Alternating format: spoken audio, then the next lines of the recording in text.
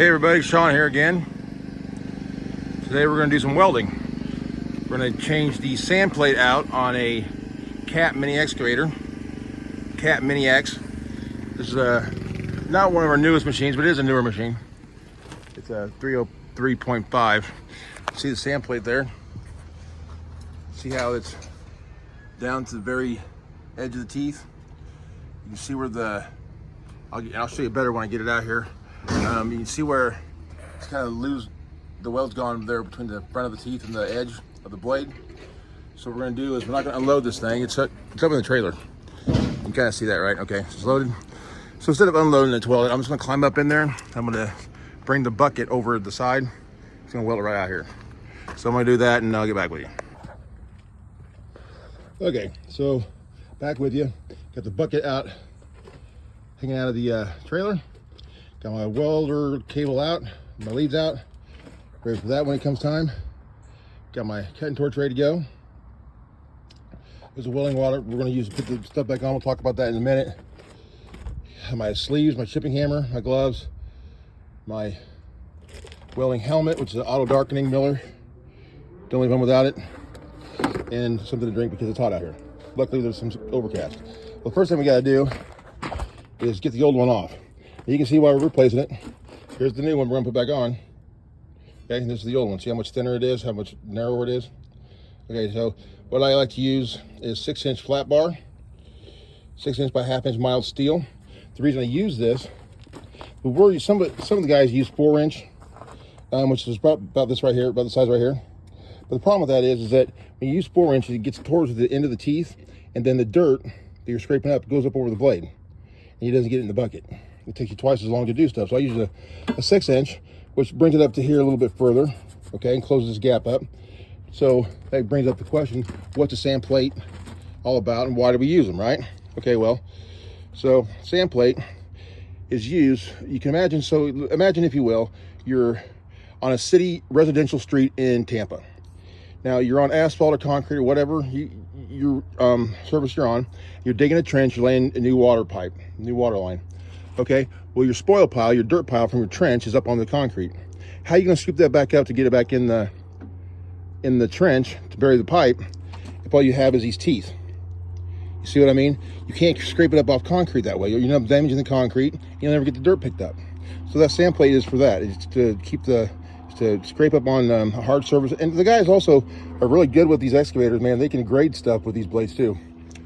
Pretty good. So that's why we do it. And the reason I like to weld these on a certain way, see, some guys weld them on to where they're pretty much will never come off, which is fine, I guess. But when you have to change them, it takes twice as long and it's a real pain in the ass. So what I like to do is just put some really good welds in some selective spots. So then I'll show you why I do that. Okay, so along the front here, you'll see these gaps right here now. See that? Now, before this was worn out down this far, there was a bead, a welding bead across the top of each one of these. But I weld a bead right here at the ends and right here at the back to hold the sand. That's the only place I weld them, front and back. Now, a lot of guys will weld them down the side here, okay, right down through here. But here's what happens when you do that. Sure, they're on there is more secure. What I like to do is take these right here, so when it gets down this far, it wears down this far. What happens is that weld wears away. Now what happens is that sand plate will flip off. It'll break off intentionally. It's by design. I wanted to do that. Why? Here's why. Because when you weld it down the side here, this plate will never flip off. It'll stay on forever, and you'll wear these teeth. These teeth right here, they'll keep on using it until these teeth are wore down to a nub. They'll go past the teeth. They'll go into the holder. And then we'll be replacing all them holders. And that's 3 times, 4 times as much work. You might as well buy a new bucket. So I designed these to fall off when they're worn out. When they hit the edge of them teeth, hey, look, you need to put a new sand plate on. And the only way to get the guys to sometimes to call in and say, hey, we need a new sand plate is to build it so that it'll fall off. That's all by design, done intentionally. It doesn't fall off before that point, but at that point, I've designed it, I welded it in a way to fall off. So now, we gotta take this old one off because it's already been wore through down here, don't have to worry about that. It's gonna be fairly easy. But I found the best way to do is take your wire brush, clean up any sand or asphalt around these beads, because the torch won't blow it out past that debris. Get that all cleaned up, and then what I like to do, what I found worked best, slice it here with the torch, slice it here with the torch, slice it here with the torch. And then just take the torch and just kind of cut that bead back. Then take my hammer and smack them off. And then when I'm done, get this plate off, there'll be some kind of raggedy old beads right here, weld. I'll take my torch and kind of trim that back and throw everything aside, it's off. Then I'll get my grinder out and I'll grind it flat, prep it real good. And then that's when we'll start welding and putting the new one back on. I try to keep sand plate pre-cut with me best I can. This is a 305, so it's got a 24-inch wide blade.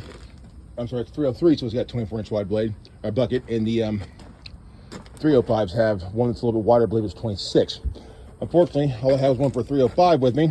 It's pre-cut, so I'm going to trim this down with the torch, but hey, you know, get the idea. All right, I'm going to get some work done here, and I'll show you what I got here in a minute. All right, bye. Okay, now you can see how I did this. So you take the torch, cut in those places right there. See that? Then I took the torch and I cut across the back here. Okay, now these are extremely hot, of course, and I'm going to try to knock one off so I can show you how easy it can be. I don't know. Hang on. Let's have some fun. See that?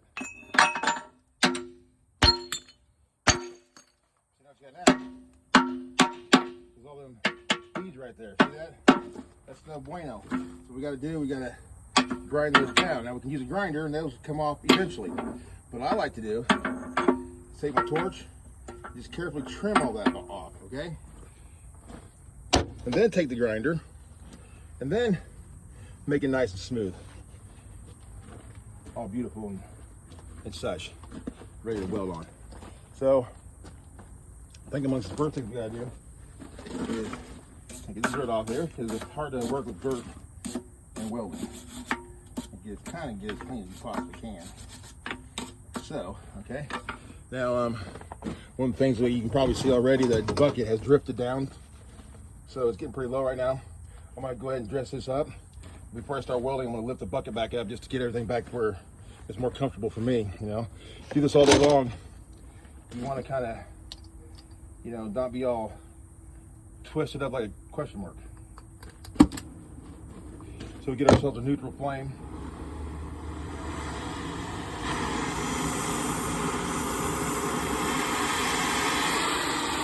Always blow your slag away from you and your machine, but not towards anybody or anything. You help it.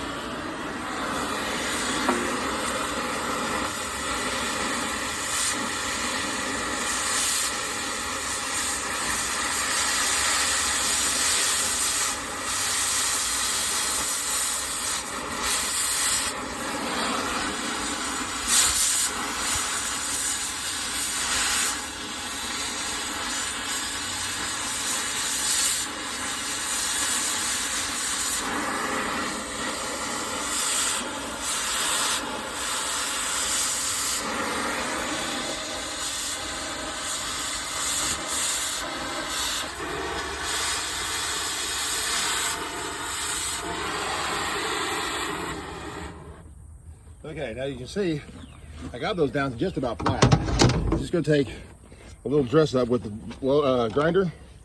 This thing's going to be good to go. So I got to fire the welder up to get power for the grinder, run the generator, so it's going to be loud. I'm going to let you go now. I'll show you what it looks like when I get it dressed back up and ready to weld. All right, see ya. All right, sorry guys, might be a little bit noisy here. Got the machine running, so I'll have to move the blade as I weld.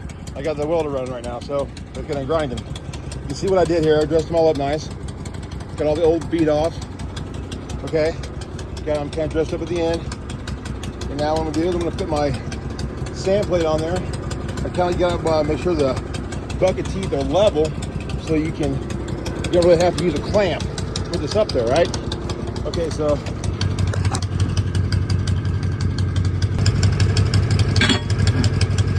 little bit long.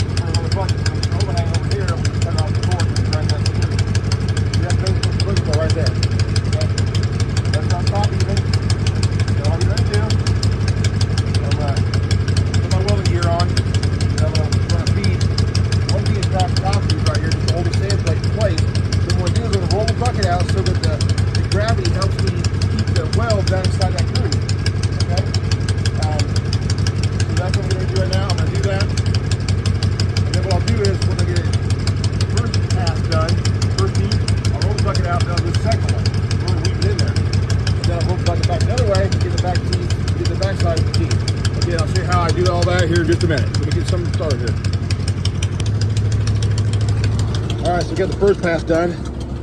Now the first pass ain't about being pretty. It's about being functional.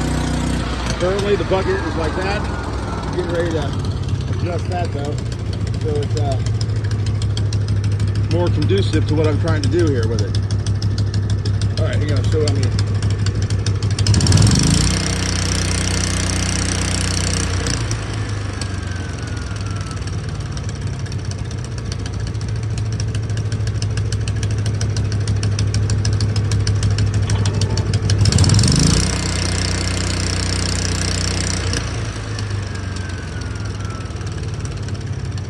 See, I kick up to that, all those welds are going to try to flow with gravity down into that groove. You can put a nice, smooth, even. And here is the finished product. Got the corners rounded. You guys like that because they snag stuff. If it's sharp corners like that, get them rounded off. Got it all trimmed out nice, looks good. And that's all.